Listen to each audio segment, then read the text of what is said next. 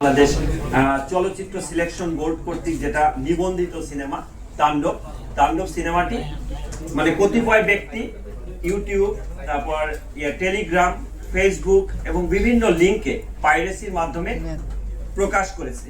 সেক্ষেত্রে তার কিছু এইচডি ভিডিও এবং কিছু আংশিক ক্লিপ এই বিভিন্ন জায়গায় পাইরেসি করে যখন প্রচার করে এই সংক্রান্তে তিনি 3 জনকে বাই নেমে এবং কিছু অজ্ঞাতনামা আসামি দিয়ে বিভিন্ন লিঙ্ক উল্লেখ করে একটি মামলা দায়ের করে। মামলার তদন্তভার প্রাথমিকভাবে থানার উপরে থাকলেও বর্তমানে মামলার তদন্তভার ডিবির কাছে ন্যস্ত করা হয়। তা এটার পরপরই আমরা যখন কার্যক্রম শুরু করি, কার্যক্রমের পরে আমরা যে এজাহার নামে 3 জন আসামি 3 জনকেই আমরা গ্রেফতার করতে সক্ষম হই। যে 3 জন হচ্ছে টিপু সুলতান, সাদি সাদ ওরফে সাগর যিনি সিনেটিক অনলাইন পোর্টালের মালিক এবং আরেকজন সাজেদুল ইসলাম, এই 3 জনকে গ্রেফতার করি। পাশাপাশি আমরা যে লিঙ্কগুলো আছে সেই লিঙ্কগুলো অ্যানালাইসিসের কাজ করি, যে লিঙ্কে কোন কোন লিঙ্কে সেটা প্রকাশ হয়েছে। মূলত আমরা এখানে দেখি টেলিগ্রাম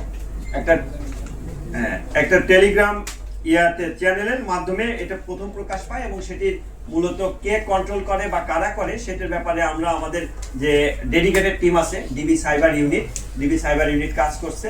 আমরা আশাবাদী যে যে চ্যানেলগুলো থেকে এটা প্রকাশ হয়েছে পাইরেসি করেছে সেই চ্যানেলগুলোর মূল হোতাকে এবং কে কন্ট্রোল করে সেগুলো আমরা বের করতে পারবো এবং এর সাথে অন্যান্য যারা সংশ্লিষ্ট আছে তাদেরকেও আমরা আইনের আওতায় আনতে পারবো।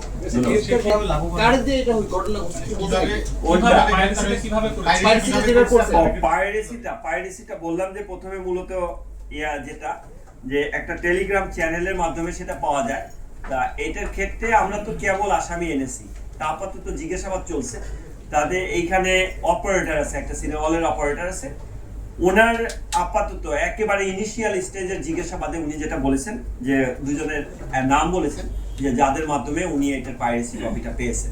তা ওইটার ব্যাপারেও যাচাই বাছাই চলছে। যাচাই বাছাই চলে তাদের অবস্থান শনাক্ত করে এবং তাদের সামাজিক যোগাযোগ মাধ্যমে যে বিভিন্ন ইয়াগুলো আছে ওই আপনার লিঙ্কগুলো আছে সেগুলো যাচাই বাছাই করে তাদেরকে আইনের আওতায় আনা হবে তাদের সংশ্লিষ্টতা থাকলে।